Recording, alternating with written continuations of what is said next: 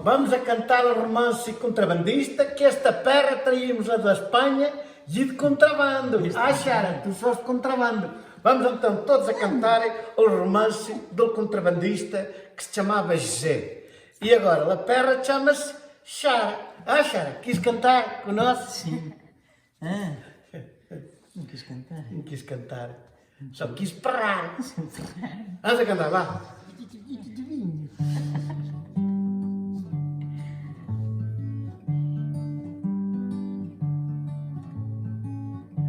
Pelas ribas chovendo, a José atrás de um burro, com os friscais fugindo, cena de família surro, telas pernas tão ligeiras e os olhos tão apontados, nas calças com zinolheiras e os sonhos sobressaltados.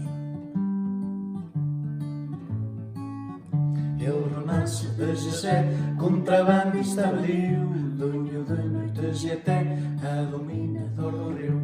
Conta escrita nas arribas, na linha dos carreirões, com a tinta cor de oliva, o ninho a dos nações. Tem contrato com o espanhol, assinado a Pedro Rio, de falar e assim só, trata las faias por teu. Trai pana para calças, 3 gorras, 2 pares de alpargatas, 8 botas, 3 pichorras, 6 bolsas de las baratas, um botuche no de vinho, 2 teixeiras de podar, cacharos para a cozinha e um cuchillo para curar, e um cuchillo para curar. E o romance de José, contrabandista abriu, dunho de noites e até a dominador do rio. Conta escrita nas arribas, na linha dos carreirões, com a tinta cor de oliva, o ninho a dos nações.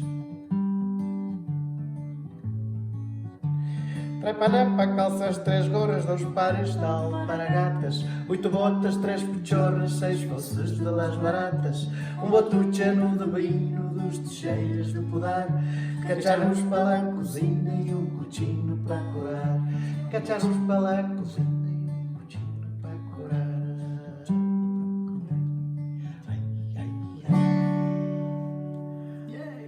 Armas de José, pá! Estava!